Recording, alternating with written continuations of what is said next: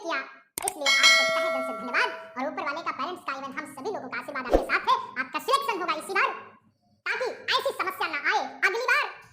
Good morning, good afternoon, good evening. कैसे हैं मेरे प्यारे बच्चों? आज फिर से नया टॉपिक लेकर के आ गए हैं हम, एनिमल किंगडम। क्योंकि जैसे जैसे नीट्स के एग्जाम की डेट आगे आने वाली है, ठीक उसी को लेकर के हम फोकस करेंगे आपके साथ। और हाँ, आगे बढ़ने से पहले चैनल को करिए सब्सक्राइब और करिए लाइक और शेयर कर दीजिए वो सभी मेडिकल के फ्यूचर डॉक्टरों के साथ, और जुड़ जाइए हमारे साथ नए लेक्चर के साथ, animal kingdom. So animal kingdom class 11th NCERT का जो है 4th चैप्टर है, चौथा चैप्टर है। क्योंकि एनिमल किंगडम फर्स्ट यूनिट जो आपकी the diversity of the living world, उसका पहला चैप्टर जो है लिविंग वर्ल्ड, और सेकेंड चैप्टर बायोलॉजिकल क्लासिफिकेशन, और तीसरा बेटा चैप्टर प्लांट किंगडम, और चौथा चैप्टर एनिमल किंगडम। तो हम बात कर रहे हैं एनिमल किंगडम की। एनिमल किंगडम का मतलब आप ये कह सकते हो मेरे राजा बाबू। प्लीज आगे बढ़ने से पहले एक रिक्वेस्ट करेंगे बेटा स्टूडेंट और उन सभी दोस्तों से, अगर आप हमारे लेक्चर को सीरियसली देख रहे हैं तो आप कंप्लीट वीडियो को देखिएगा, अदरवाइज आप अभी क्विट कर सकते हैं। एनिमल किंगडम जो है एक बहुत बड़ा एम्पायर है। पूरे जगत में जितने भी ऑर्गेनिज्म थे, इवन हम ये कह सकते हैं जितने बेटा ऑर्गेनिज्म हैं अर्थ पर, उन कंप्लीट ऑर्गेनिज्म को दो भागों में बांट दिया गया, एक प्लांट किंगडम और एक बेटा एनिमल किंगडम। रीजन ये है कि हम प्लांट किंगडम और एनिमल किंगडम दोनों की बात कर रहे हैं, लेकिन बेसिकली हम इस लेक्चर में एनिमल किंगडम की बात करेंगे। रीजन ये है कि हमारे धरती पर मिलियंस ऑफ स्पीसीज हैं, और इन मिलियंस ऑफ स्पीसीज को हम अगर अलग अलग क्लासीफाई ना कर पाए तो हम इसका अध्ययन नहीं कर पाएंगे। इसलिए millions of species of animal are found on earth, so must be require classification, because it deal very easy to way of knowledge, to way of discussion, to way of discoveries. Reason behind it, how much more number of species of organism must be sustained on earth, so requirement of classification should be compulsory, otherwise cannot be studied whole organism of that species in their environment, because huge number of species will be sustain on earth. लाखों की तादाद में animals, organism की जातियां हमारे अर्थ पर हैं, इसलिए इनको क्लासीफाई करना बहुत जरूरी है। हमने जब क्लासीफाई किया तो देखा जो हमारा अध्ययन करने का तरीका, पढ़ने का तरीका, ये आसान हो गया। रीजन बिहाइंड इट, अगर हम इसको क्लासीफाई ना करें तो बेटा इतनी ज्यादा जातियां हैं, इसको हम अध्ययन नहीं कर पाएंगे। इसलिए अध्ययन को आसान करना, चीजों को सही तरीके से सिस्टमैटिक, उनके क्लासिफिकेशन के आधार पर सिस्टमैटिक तरीके से क्लासीफाई करना हमारे नेचर के लिए और हमारे फ्यूचर के लिए बहुत जरूरी हो जाता है। क्योंकि ये एक इवोल्यूशनरी प्रोसेस है। हमारे इवोल्यूशन में बहुत सारे चेंजमेंट आए हैं और अभी भी हो रहे हैं। अगर चेंजमेंट ऑफ इवोल्यूशन नहीं होगा बेटा परिवर्तन नहीं होगा, और परिवर्तन नहीं होगा तो कोई भी नेचर में ऑर्गेनिज्म एग्जिस्ट नहीं कर पाएगा।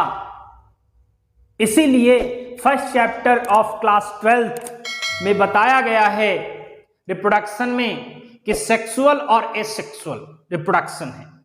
जो सेक्सुअल रिप्रोडक्शन है वो नेचर के लिए बहुत जरूरी है, because they provide various kind of evolution. So evolution is the raw material of variation. अगर वेरिएशन नहीं होंगे तो एवोल्यूशन कहां से आएगा?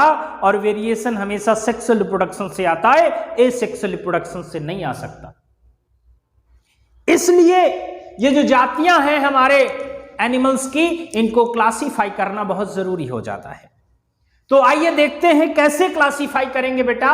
मिलियंस ऑफ स्पीसीज हमारे नेचर में हैं, लाखों की तादाद में हमारे नेचर में स्पीसीज हैं, इनको क्लासिफाई करना जरूरी है। रीजन, उनके कुछ ऐसे कैरेक्टर हैं जिनके कैरेक्टर के आधार पर हम क्लासिफाई कर लेते हैं। क्या कैरेक्टर हो सकते हैं? Animals are classify. हम उस एनिमल को, उस जंतु को क्यों क्लासिफाई करेंगे? Because of the have some properties as well as character are given below. Means arrangement, उसकी सेल का अरेंजमेंट कैसा है। बात हम यहां बेटा एनिमल किंगडम पूरी फेरा से लेकर के कॉर्डेटा तक करने वाले हैं। तो सबसे पहला पॉइंट है basis of classification, arrangement of cell. Arrangement of cell कैसा है? सेल का मतलब एक सेल है, दो सेल है, बहुत सारी सेल है। रीजन आपने देखा होगा कि सबसे पहले बेटा सेल आई है नेचर में, और जब किसी भी चीज का डेवलपमेंट होता है तो सेल का निर्माण होता है। और सेल कैसे आई है? एटम से। और एटम कैसे आया है बेटा? फंडामेंटल पार्टिकल, इलेक्ट्रॉन, प्रोटॉन और न्यूट्रॉन से। इसलिए वो फंडामेंटल पार्टिकल मिलकर के एटम बनाते हैं, और एटम मिलकर के मॉलिक्यूल बनाते हैं, और मॉलिक्यूल मिलकर के कंपाउंड बनाते हैं, और कंपाउंड मिलकर के एक सेल का निर्माण होता है, और सेल मिलकर के टिश्यू का निर्माण होता है, और टिश्यू मिलकर के बेटा टिश्यू सिस्टम का निर्माण होता है। टिश्यू सिस्टम मिलकर के बेटा एक ऑर्गन बनता है, और ऑर्गन मिलकर के एक ऑर्गन सिस्टम बनता है। ऑर्गन सिस्टम मिलकर के एक कंप्लीट ऑर्गेनिज्म बनता है। एक कंप्लीट जीव आपके सामने खड़ा है, एक कंप्लीट ऑर्गन सिस्टम के साथ, जो कि ऑर्गेनिज्म के नाम से जाना जाता है। और इसी ऑर्गेनिज्म से हमारी ढेर सारी पॉपुलेशन बनती है अर्थ पर, और जिससे हमारा पूरा ये ब्रह्मांड यूनिवर्स बनके तैयार होता है। इसलिए हम सबसे पहले बात कर रहे हैं सेल अरेंजमेंट की। नेचर में सेल कैसे आई, तो सेल का अरेंजमेंट कैसा है। और दूसरा पॉइंट बेटा है बॉडी सिमेट्री। बॉडी सिमेट्री, अब ध्यान दीजिएगा, this classification is must be important for all organism. हम एनिमल की बात कर रहे हैं कि सेल का अरेंजमेंट कैसा है, और उसके बाद बॉडी सिमेट्री क्या है। बॉडी सिमेट्री का मतलब हम कह सकते हैं कि उसका सिमेट्री अरेंजमेंट, मतलब हम उसको किस तरीके से काटें कि बराबर या अनइक्वल भाग में डिवाइड हो जाए, दैट इज कॉल्ड सिमेट्री। अभी आगे एक्सप्लेन करेंगे। और नेचर ऑफ सीलोम, सीलोम कैसा है, दैट इज बॉडी कैविटी कैसी है, और pattern of digestive system. So बहुत इंपॉर्टेंट टॉपिक मैं बता रहा हूं। Means arrangement of cell, body symmetry, nature of coelom, pattern of digestive system. पाचन तंत्र कैसा है, और इसके साथ साथ सर्कुलेटरी सिस्टम, मींस उसका सर्कुलेटरी सिस्टम कैसा है। और लास्ट में बेटा है रिप्रोडक्टिव सिस्टम। देखो यहां पर अगर आप इस सिस्टम की बात करें तो प्रॉपर सेल से लेकर के उस ऑर्गन सिस्टम तक पॉइंट हमें ले जाने की कोशिश कर रहा है।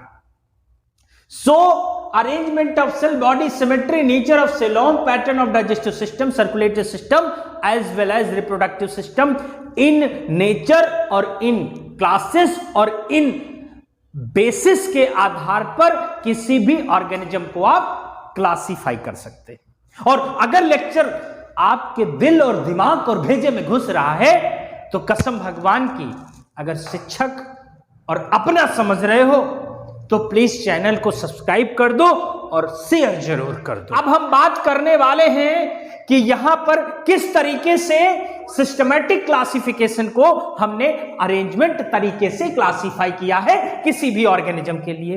रीजन ये है कि this is the reproductive system and must be circulatory system and so much level of organization of given below.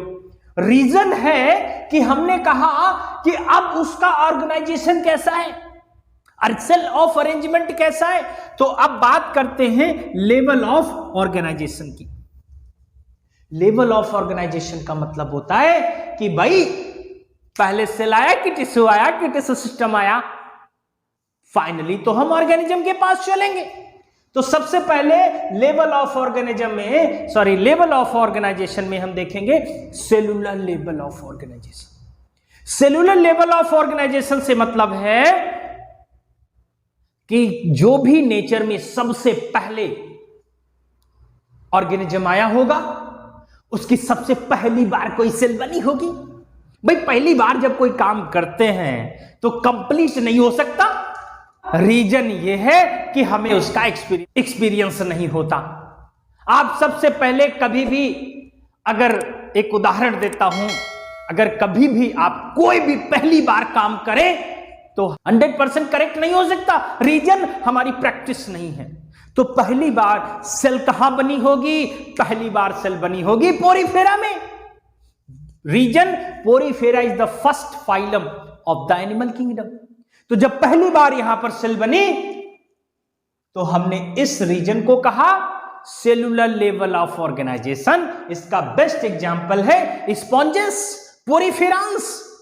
भाई बहुत सारी सेल हैं और वहां पर बताया गया कि भाई जैसे मान लीजिए कि ये सेल ए है, ये सेल बी है, ये सेल सी है, ये सेल डी है, मतलब अलग अलग सेल हैं। और यहां ए से कहा गया तुम ए फलाना काम करो, और बी से कहा गया तुम ढिमकाना काम करो, सी से कहा गया तुम फलाने काम करो, डी से तुम अलग काम करो। तो अलग अलग सेल को अलग अलग काम दे दिया गया। रीजन दिस इज कम्युनिटी नहीं है, सिस्टम नहीं है। और जब ये कम्युनिटी सिस्टम सेल आपस में मिलेंगी तभी तो टिश्यू बनेगा, और टिश्यू बनेगा तब तक कि फाइलम पोरीफेरा के बाद सीलेंटेटा आ चुका होगा। तो नेक्स्ट बेटा है level of organization, tissue level of organization. अब टिश्यू लेवल ऑफ ऑर्गेनाइजेशन में क्या हुआ कि वही जो सेल, वही जो टिश्यू थे, मींस वही जो सेल थे सेलुलर लेवल के, वो आ गए टिश्यू लेवल ऑफ ऑर्गेनाइजेशन में। दैट इज बन गया टिश्यू। तो जब सेल के बाद टिश्यू बना, सेल के बाद टिश्यू बना, दैट इज टिश्यू सिस्टम बन गया राजा, और बन के तैयार हो गया सीलेंटेटा टेनोफोरा। रीजन वही पोरीफेरा की सेल्स अरेंज होकर के एक ग्रुप बन गया। अभी तक क्या हो रहा था? ए ने फलाना काम किया, बी ने ढिमकाना काम किया, सी ने फलाना काम किया, डी ने आल्सो फलाना काम किया। अब यहां क्या हुआ? सब लोगों को बंद कर दिया गया। एक कम्युनिटी में बंद करने के बाद कहा गया भाई अब सब लोग मिलकर के फलाना काम करो। इससे काम में आसानी हो गई और मजबूती हो गई और कम काम करने की भी जरूरत हो गई हर एक सेल के लिए। That is called tissue system, और इसी को कहा गया tissue level of organization. Tissue level of organization के बाद बन गया बेटा, क्योंकि जो टिश्यू है ये टिश्यू सिस्टम बनाएगा, और टिश्यू सिस्टम अगर बन गया तो भाई ऑर्गन बन गया। तो that is called organ system level of organisation. और organ system level of organisation का मतलब हो गया कि जो टिश्यू बना था वो अब बेटा कई टिश्यू आपस में मिल करके एक ऑर्गन बना लिए हैं, और अब ये ऑर्गन पाया जाएगा प्लैथीहेल्मिन्थीज में। प्लैथीहेल्मिन्थीज बेटा जैसे टीनिया सोलियम, और प्लैथीहेल्मिन्थीज के बाद नेक्स्ट बेटा आएगा organ system level of organization. मतलब अब ऑर्गन भी बन गया और ऑर्गन आपस में मिलकर के एक कम्युनिटी बना लिए। That is called organ system level of organisation. और ये बेटा आर्थ्रोपोड से लेकर के आगे आपके जितने भी फाइलम हैं सब कहीं इवन कॉर्डेटा तक organ system level of organization पाया जाएगा। This is called level of organization. इसके आधार पर हमने सभी एनिमल्स को क्लासिफाई कर दिया, सभी एनिमल्स को हमने बांट दिया। उसके बाद बेटा नेक्स्ट बात करते हैं बॉडी सिमेट्री की। क्या बात करते हैं बेटा? बॉडी सिमेट्री की। बॉडी सिमेट्री का मतलब यह होता है, जैसे मान लीजिए बेटा कोई भी एक ये एनिमल है और इस एनिमल को आप किस तरीके से काट रहे हैं। जैसे कुछ एनिमल ऐसे होते हैं जिनको आप किसी भी एंगल से काटिए बराबर दो भागों में नहीं कटेंगे। अब किसी भी एंगल से काटने पर बराबर दो भागों में ना बटे, ऐसा सिमेट्री एसिमेट्रिकल कहलाता है। और एसिमेट्रिकल अमीबा और स्पॉन्जेस मींस पोरीफेरा में पाया जाता है। जैसे एक आलू है, उस आलू ट्यूबर जिसको कहते हो पोटैटो, आलू को आप किधर से भी काटिए, लेकिन वो एक्सेप्शन होगा जो स्फेरिकल या कोई सेम एक जैसा आलू हो, नहीं तो 99.9% आलू को आप किसी तरीके से भी काटे बराबर दो भागों में नहीं बंट सकता। ऐसी कंडीशन एसिमेट्रिकल कहलाती है। दूसरा है सिमेट्रिकल सिमेट्री। सिमेट्रिकल का मतलब है बेटा कि हम किसी भी एनिमल को किसी तरीके से काटे वो बराबर दो भागों में बट जाए, दैट इज कॉल्ड सिमेट्रिकल। अब यही इसी के आधार पर सिमेट्री दो तरीके से, एक रेडियल और एक बाइलेटरल। रेडियल का मतलब एनिमल को किसी भी एक ही एंगल से काटने पर दो इक्वल भाग में बटेगा, रेडियल कहलाएगा। जैसे हाइड्रा और स्टारफिश। स्टारफिश बेटा जो है इकाइनोडर्मेटा का मेंबर है और हाइड्रा बेटा टीनोफोरा का मेंबर है। तो इसमें रेडियल सिमेट्री पाई जाती है। यहां पर रेडियल सिमेट्री मैंने बोला, स्टारफिश में एक क्वेश्चन पूछा जाता है रेडियल सिमेट्री और बायलैटरल सिमेट्री। आपसे एक क्वेश्चन है, अगर आपको हमारा लेक्चर बेहतर लग रहा है तो एक क्वेश्चन बहुत इंपॉर्टेंट है जो नीट्स में पूछा जाता है, नीचे कमेंट्स करके बताइए हमें स्टारफिश में कौन कौन सी सिमेट्री पाई जाती है। मैंने हिंट दे दिया, एग्जाम्पल के रूप में रेडियल पाया जाता है, लेकिन ये आप बताएंगे स्टारफिश में इसके अलावा और कौन कौन सी पाई जाती है, including in larva of starfish as well as adult. Next बेटा है बायलैटरल सिमेट्री। बायलैटरल का मतलब होता है आप भैया किसी भी एंगल से काटो, और किसी भी एंगल का मतलब एक सेंट्रल पोजीशन से काटने पर उसके बराबर दो भाग बट जाएंगे, right, that is called bilateral symmetry. और ये सभी वर्टिब्रेटा में पाया जाता है। नेक्स्ट बेटा बात करते हैं सीलोम की। सीलोम होता क्या है? Coelom is body cavity which is lined by mesoderm is called coelom. मतलब ये ऐसी एक प्रकार की बॉडी कैविटी होती है जो मेसोडर्म से लाइंड होती है, मेसोडर्म से घिरी होती है। मेसोडर्म का मतलब थोड़ा मैं समझा देता हूं, जब किसी भी गैमीट्स का मतलब बेटा मेल और फीमेल फर्टिलाइज कर दे हैं तो जाइगोट बनता है, और इस जाइगोट में एक इक्वेशनल डिवीजन होता है, या हम ये कह सकते हैं डिवीजन होता है, सेल डिवीजन होता है, मल्टीप्लिकेशन होता है, और फाइनली एम्ब्रियो का फॉर्मेशन होता है। और वो एम्ब्रियो डिपेंड करता है 3 लेयर से। एम्ब्रियो का फॉर्मेशन 3 लेयर से होता है, because animal in which developed embryo via 3 layer, 3 layer से उस एम्ब्रियो का निर्माण होता है, एक्टोडर्म, मेसोडर्म, एंडोडर्म। एक्टोडर्म बेटा ये होती, जैसे मान लीजिए कोई भी एनिमल है, इसको आप इस तरीके से अगर जो है काटेंगे तो इसमें 3 लेयर आपको दिखने को मिलेंगी। अगर इसका LTS काटेंगे तो आपको 3 लेयर देखेंगे। एक सबसे बाहर होती है, उसको कहते हैं इक्टोडर्म। क्या कहते हैं बच्चा? इक्टोडर्म, सबसे बाहर वाली लेयर। और एक बीच में आपको मिलेगी, दैट इज कॉल्ड मीजोडर्म। और एक सबसे अंदर होगी, दैट इज कॉल्ड इंडोडर्म। तो 3 लेयर होती बेटा किसी भी जर्म लेयर में, इक्टोडर्म, मीजोडर्म, इंडोडर्म। क्लियर हो गया? और ये लेयर डिसाइड करती हैं उस एम्ब्रियो का फॉर्मेशन कैसे करना है। अगर किसी भी एनिमल में 2 लेयर पाई गई, दैट इज कॉल्ड इक्टोडर्म और इंडोडर्म, बाहर वाली और अंदर वाली। ये बाहर वाली अंदर वाली गाना नहीं बेटा, ये बाहर वाली अंदर वाली अगर लेयर पाई गई तो that animal should be called diploblastic. उसको हम कहेंगे डिप्लोब्लास्टिक। और डिप्लोब्लास्टिक कहां पाया जाएगा? कंडीशन क्या होगी? पोरीफेरा और निडेरिया में।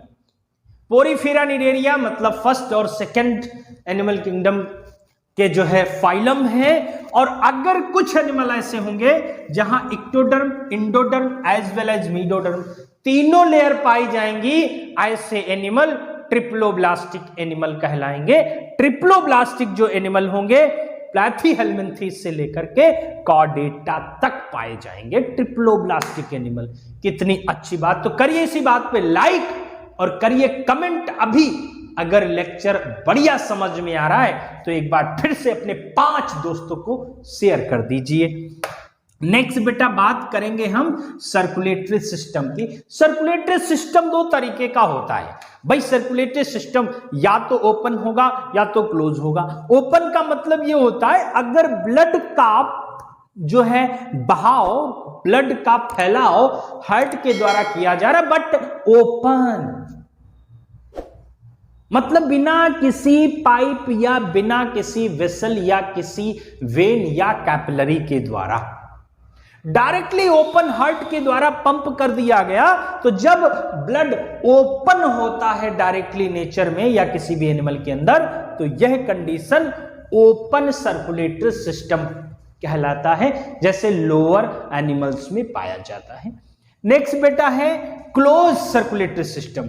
क्लोज सर्कुलेटरी सिस्टम का मतलब वही ओपन ब्लड अगर किसी वेन, वेसल्स या हम कह सकते हैं ब्लड वेसल जिसमें वेन, आर्टरी, कैपिलरीज आती हैं, अगर इनके अंदर ब्लड फ्लो हो रहा है तो यह सिचुएशन क्लोज सर्कुलेटरी सिस्टम कहलाता है। और यह बेटा हायर ऑर्गेनिज्म में पाया जाता है।